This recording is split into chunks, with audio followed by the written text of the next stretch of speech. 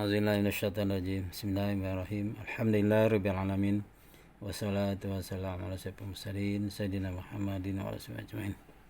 Anak-anak, seperti yang kita janjikan, pada minggu ni kita akan baca dua bab, okey. Ini yang dia sambung pada bab nombor 11 bab 11. Muka surat 120 mula 120. Tajuknya penduduk dan pertempatan di Asia Tenggara.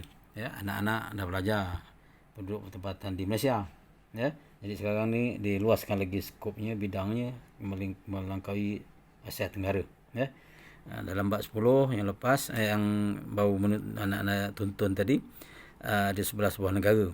Jadi bila dalam keadaan peta ini, kalau anak-anak nak tahu negara mana, anak rujuk baliklah. Ni negara apa, Malaysia, Thailand, Indonesia, rujuklah ni negara apa. Okey. Jadi penduduk dan pertempatan di Asia Tenggara. Baik, dalam bab ini kita akan dua perkara yang besar, iaitu taburan penduduk Asia Tenggara. Yang kedua, fungsi pertempatan bandar utama.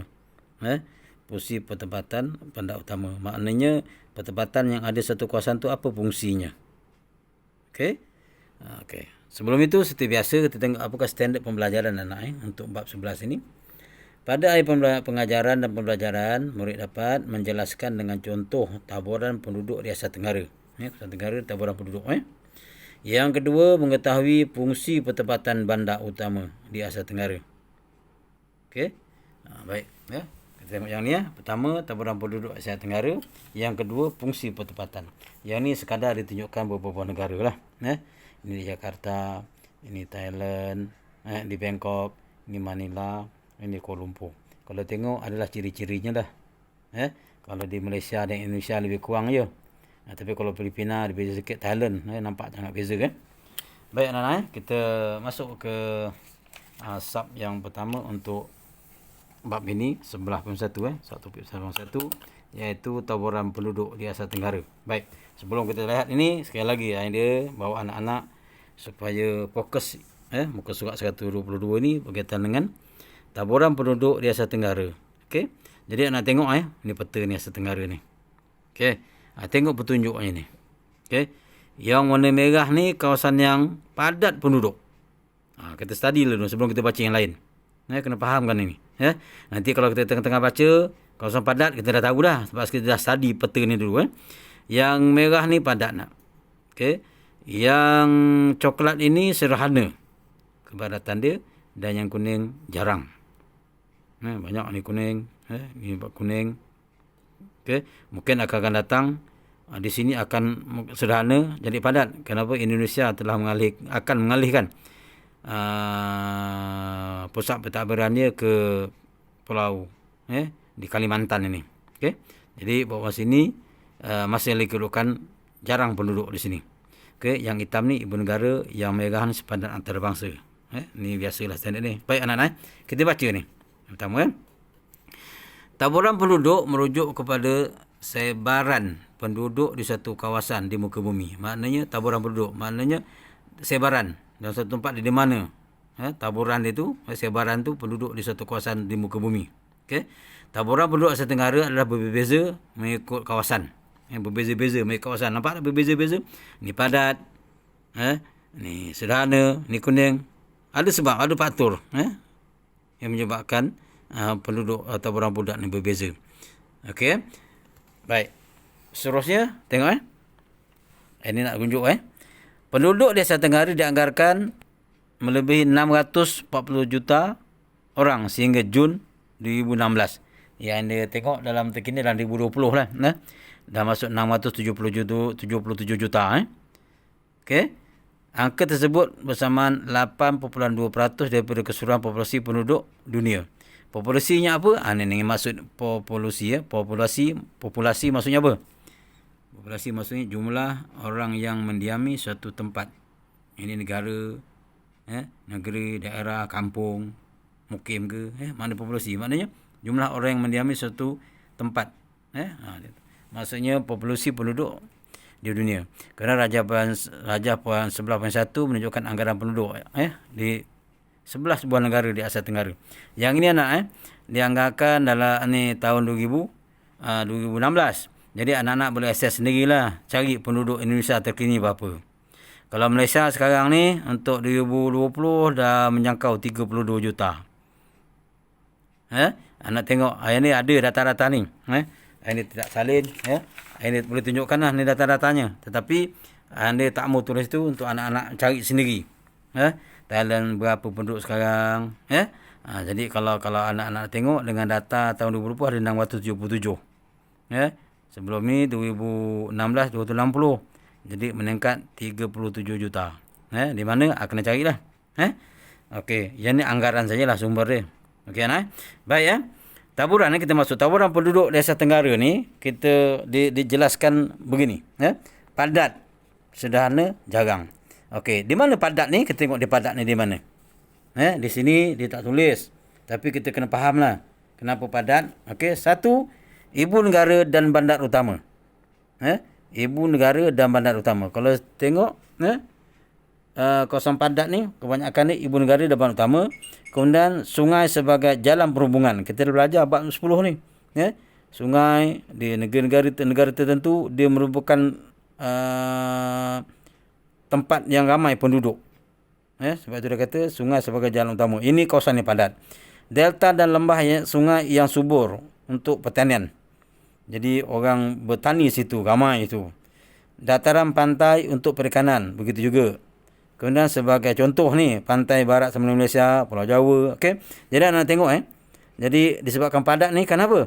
Kerana ibu negara, sungai sebagai jalan perhubungan, delta lembah sungai yang subur, kemudian dataran pantai untuk perikanan. Ini ada 4 perkara yang sangat penting. Ini contoh. Okay?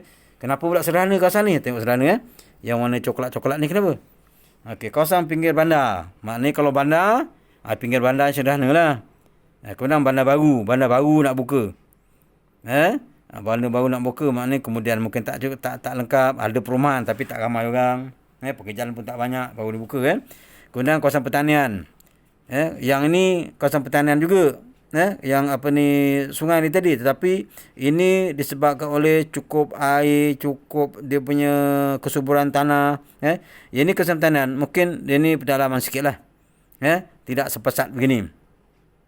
Yang ini contohnya, sebagai contoh pantai timur sebenarnya Malaysia, pantai barat Indonesia, ini contohnya lah.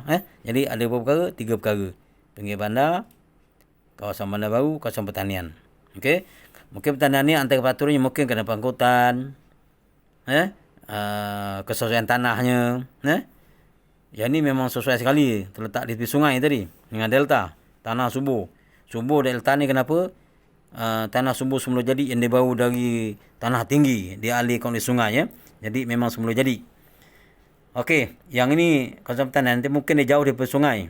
Tapi dia dapat air itu daripada sistem saliran yang dia buat. Terusan yang sebutkan tadi tu. Okey. Seterusnya kawasan yang jarang penduduk. Kenapa kawasan jarang penduduk? Sama di Malaysia. Kawasan pedalaman yang punya perhubungan yang terhad. Walaupun dia tanah pamah, tapi kerana jauh tempat lain tak ada perhubungan, orang tak tinggal. Orang nak keluar masuk susah. Kenderaan tak ada, kemudian asas tak ada, pengangkutan awam tak ada, walaupun di tanah pamah. Apatah lagi nombor 2 ni, kawasan pegunungan dan banjaran. Siapa duduk di banjaran? Susah. Darjah kesampaian ni sukar. Kita belajar dulu. Nombor 3, kawasan berpaya dan berhutan tebal. Kawasan paya ni kawasan penuh air. Buat apa kita nak buat rumah duduk kawasan paya? Lebih baik cari kawasan-kawasan yang daratan dan hutan tebal. Hutan tebal ni tempat tinggal haiwan-haiwan buas. Takkan kita nak tinggal di sana. Okey, ni sebagai contoh saja di pedalaman Sarawak, di kawasan paya Sumatera Timur Indonesia. Jadi cara umumnya lah. Kalau ditanya mengapa taburan penduduk Asia Tenggara ni boleh begitu keadaan ni, kerana faktor-faktor yang tadi.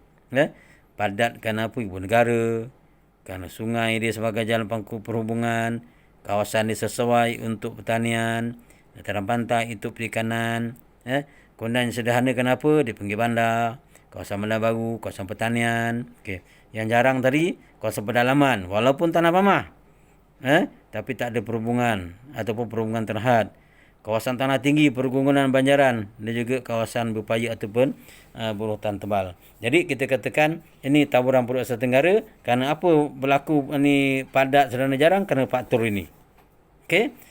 Seterusnya kita tengok untuk subtopik seterusnya. Okey, 11.2. Kalau 11.2 ni apa dia punya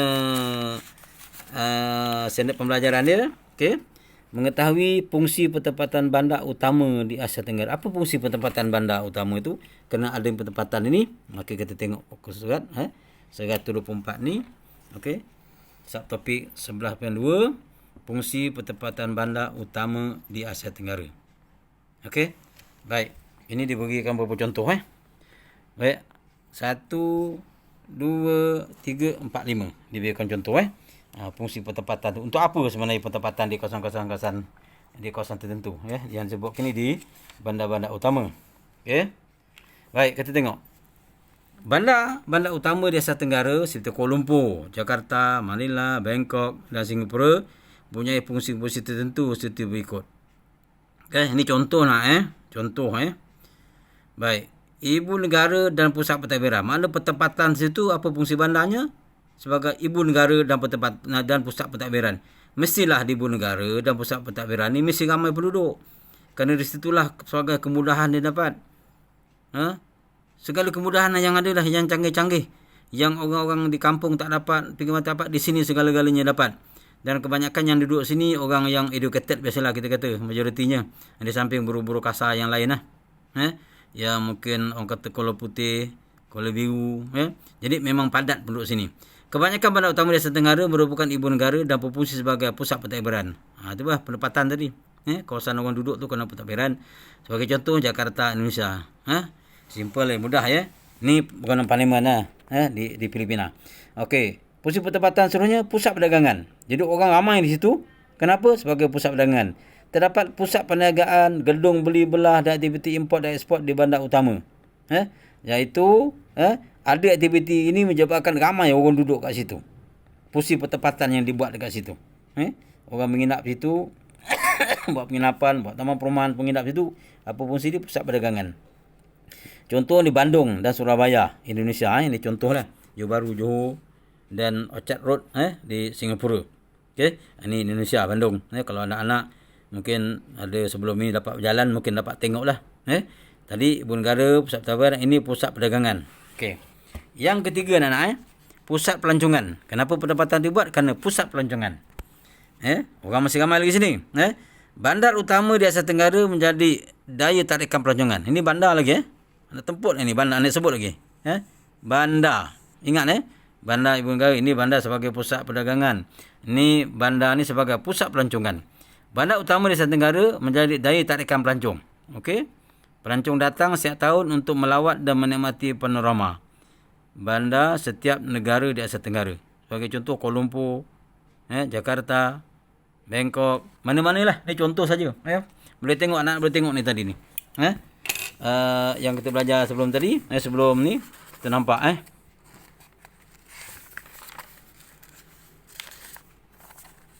ni tengok ni. Dia bandar-bandar utama. Boleh tengok.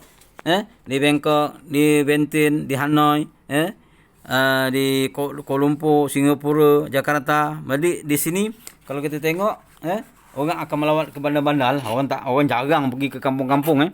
Mungkin aja tentu, tapi kalau bandar-bandar orang banyak duit, dia nak melancong, nak tengok suasana bandar. Jadi nak berbelanja, istilah shopping lah. Jadi ini sebagai pusat pelancongan. Mana-manalah kita pergi, kita akan pergi bandar. Di negara-negara tertentu.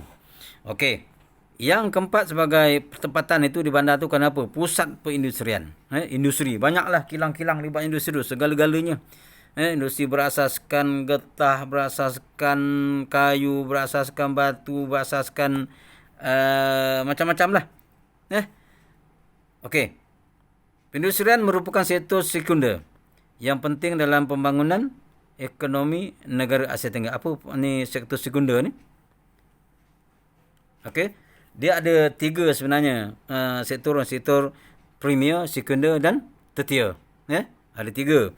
Sektor premier ni, dia sektor ini biasanya dia membekalkan bahan-bahan mentah. Orang melori getah, orang melombong, orang membalak, itu dia keluar bahan mentah. Yang sekunder ni sebenarnya, sektor ini dia memproses bahan mentah ni tadi. Kalau kata getah ni dibuat apa? Keluaran berasaskan getah lah. Kalau kayu balak, dia keluar perabot. Kalau dia keluarkan bahan mentah lah, kata buah nenas, buah betik, segala-gala buah lah. Yang itu belum masuk sekunder ni, dia proses lah. Kalau nenas jadi nenas dalam tin. Kalau buah durian mungkin dia jadi kuih-kuih dan sebagainya. Dan satu lagi tia-tia. Tia-tia tu dia merupakan perkhidmatan. Perkhidmatan bank, pinjaman, hemat nasihat, konsultan, itu perkhidmatan. Pengangkutan.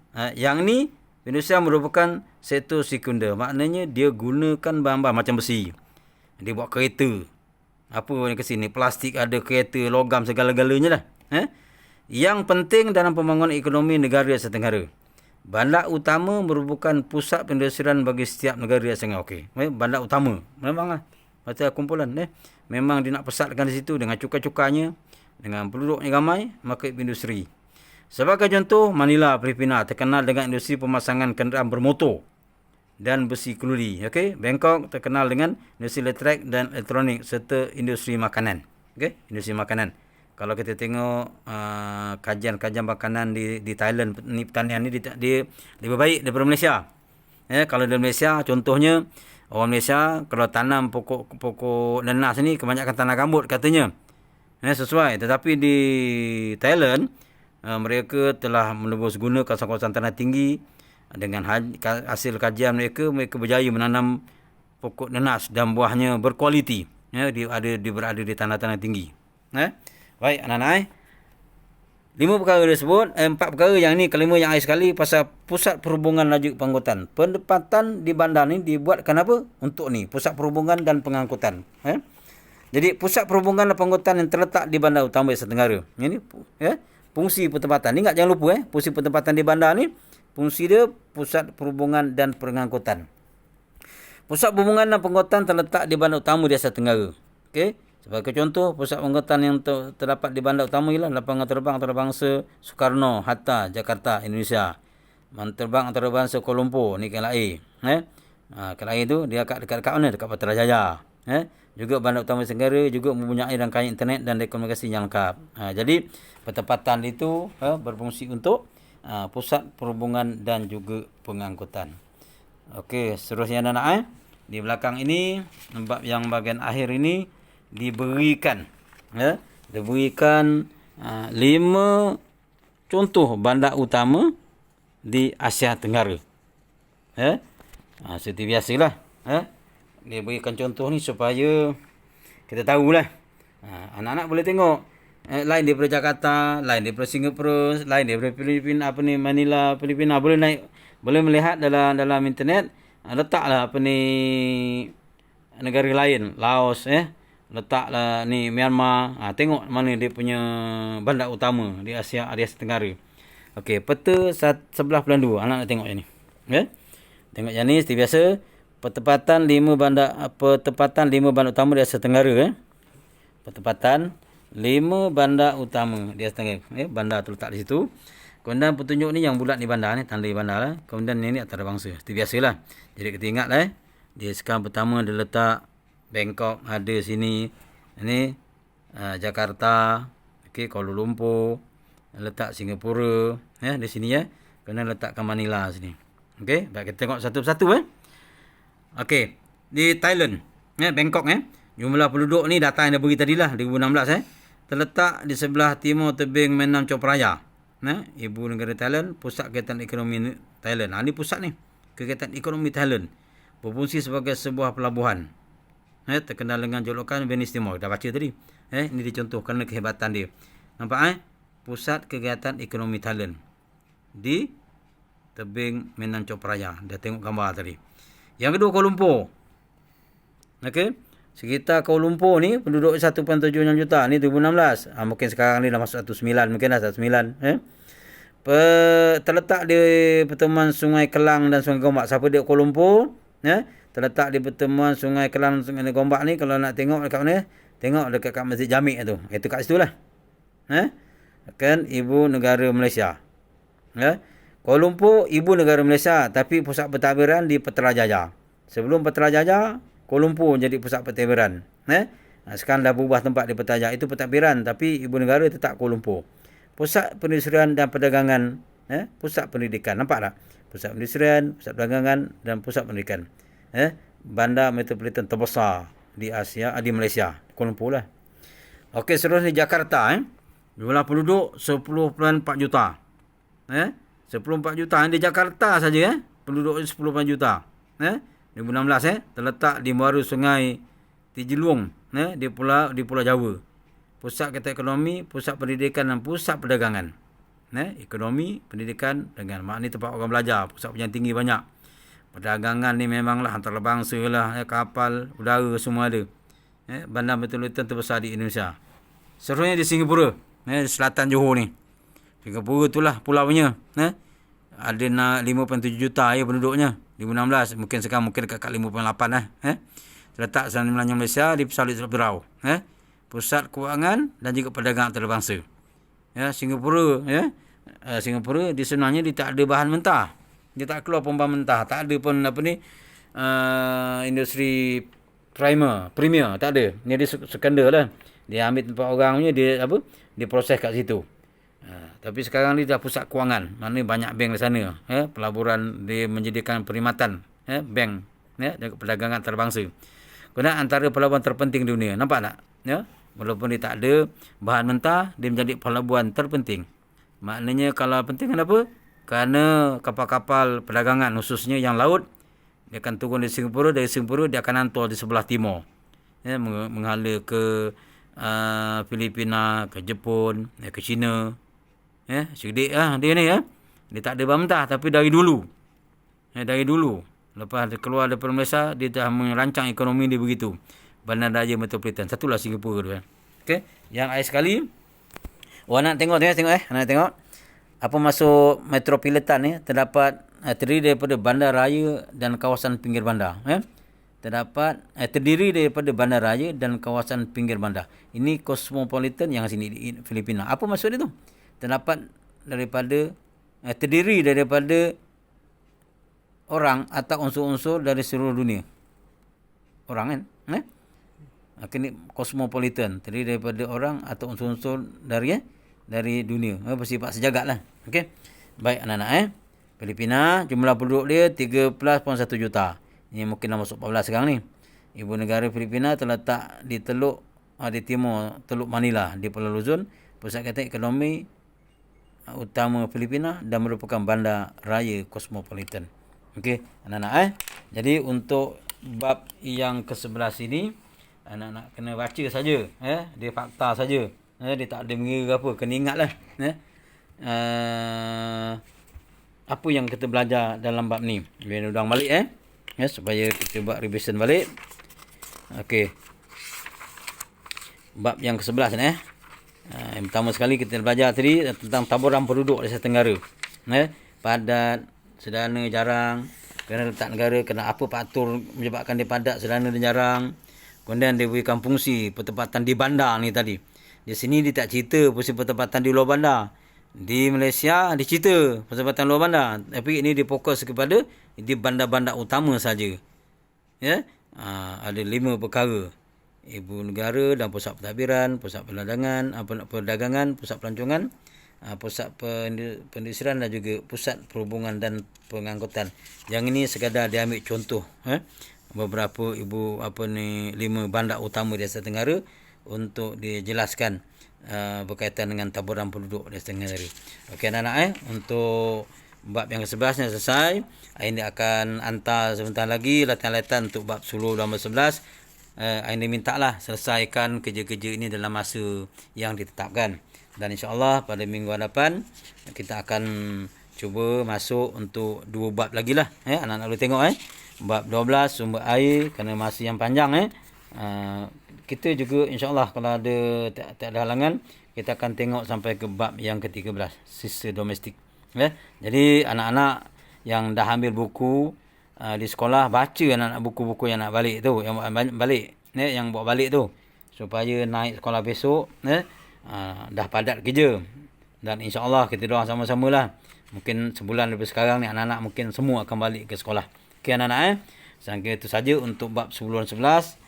Moga anak-anak faham dan ini akan beri latihan. Hantar latihan itu dalam cara telegram kepada nombor telefon Ayanda, bukan melalui kelas.